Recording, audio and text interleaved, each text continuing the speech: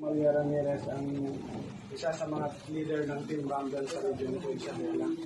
Ngayon, nandito po kami sa inyong company kasi gusto po namin mapakinggan mismo sa inyo ang mission and vision at plano ng company para sa lahat ng mga tao na gusto pong mag-join.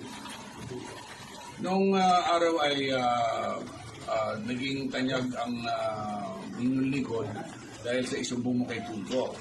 Tumutulong ako sa mga taong inapi, nagrabyado.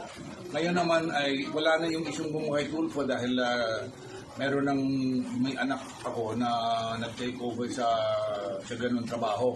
Ang trabaho ko ngayon ay gusto kong mas makatulong sa mas maraming tao sa pamamagitan ng pagbibigay ng trabaho. Kasi ngayon ay hirap na hirap ang mga tao na maghahanap buhay.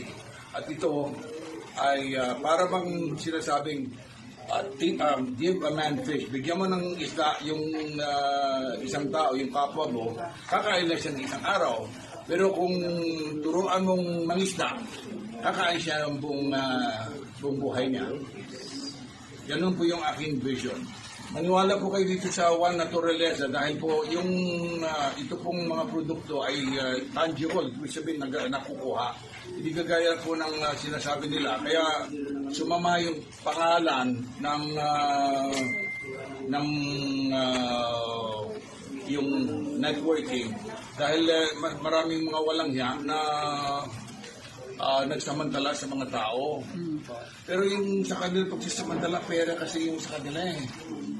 Ay, biro mong sabihin mo, kukuha ka ng, bigyan mo ako ng 1,000. After a month, 2,000-3,000.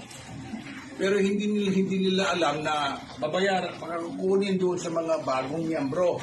Hanggang sa hindi na mabayaran yung sa baba. Ay dito walang ganon eh. Networking tayo, yung may produkto tayo eh, na pinagbibili. At saka, yung reputation ko is at stake here. Unang-una, protektahan ko po yung pangalang Tulfo na ako po yung nagtaguyod upang maging tanyag po. At apat kami sa media. At pag nagloko po ako, patay po yung pangalang Tulfo. Kaya nga po yan,